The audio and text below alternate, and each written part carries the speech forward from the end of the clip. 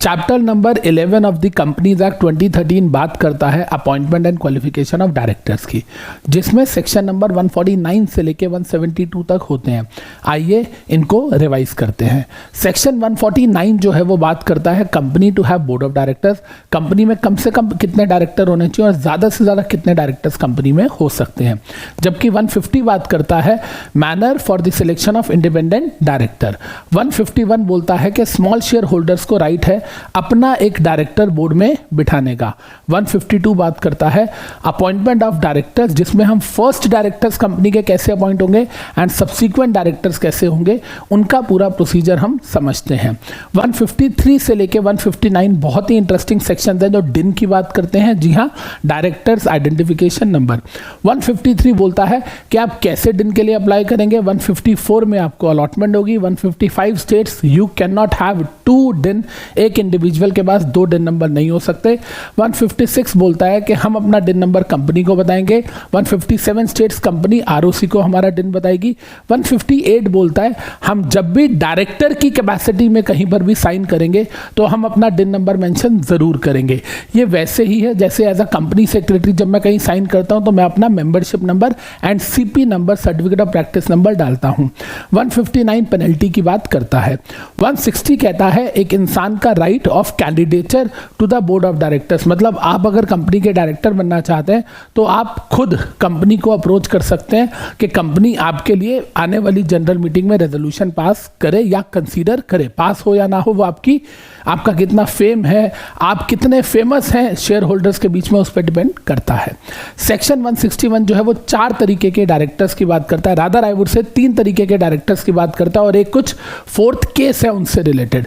161 subsection 1 additional director की बात करता है। 161 सबसेक्शन 2 ऑल्टरनेट डायरेक्टर की बात करता है। 161 सबसेक्शन 3 जो है वो नॉमिनी डायरेक्टर की बात करता है एंड सबसेक्शन 4 कैजुअल वैकेंसी की बात करता है। वो कोई अलग डायरेक्टर नहीं है, वो director appointed during the casual vacancy है। 162 बोलता है कि कभी भी एक रेजोल्यूशन से 2 डायरेक्टर्स को अपॉइंट नहीं किया जा सकता।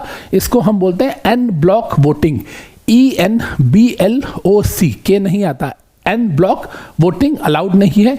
एक रेजोल्यूशन से 2 डायरेक्टर्स को अपॉइंट किया नहीं जा सकता। 163 बोलता है प्रोपोर्शनल रिप्रेजेंटेशन ऑफ डायरेक्टर्स, जिस ग्रुप ने जितना % पैसा कंपनी में लगाया है वो उतने % डायरेक्टर्स अपॉइंट कर सकते हैं। अगर मैंने 20% रिलायंस में शेयर्स खरीद रखे हैं तो मुझे 20% डायरेक्टर्स का राइट है। 164 की जब हम बात करते हैं तो ये डिस्क्वालिफिकेशन ऑफ डायरेक्टर की बात करता है।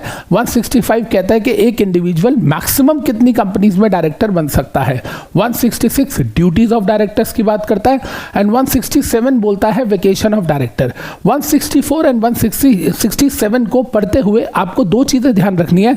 164 बोलता है किस किस ग्राउंड में आप डायरेक्टर बन ही नहीं सकते, मतलब डायरेक्टर बनते हुए अगर आप इस लिस्ट में फॉल करेंगे तो आप डिस्क्वालिफाइड है।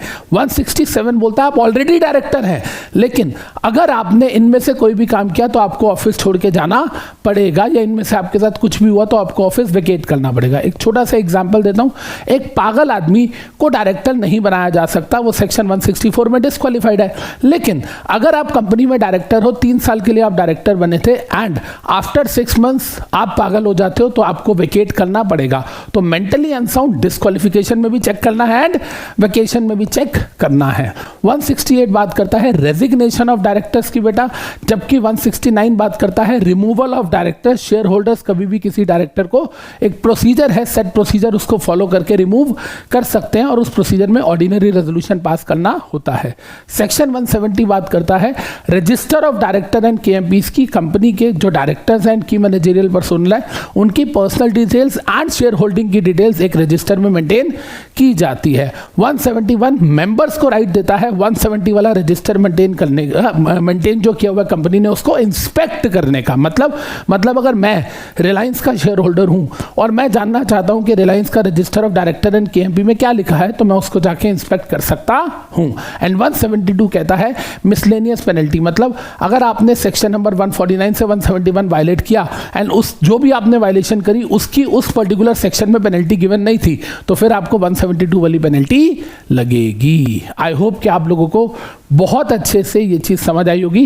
एंड नेक्स्ट वीडियो आप कौन से सेक्शंस की लिस्ट पे जाते हैं कमेंट करके जरूर बताइएगा। All the best.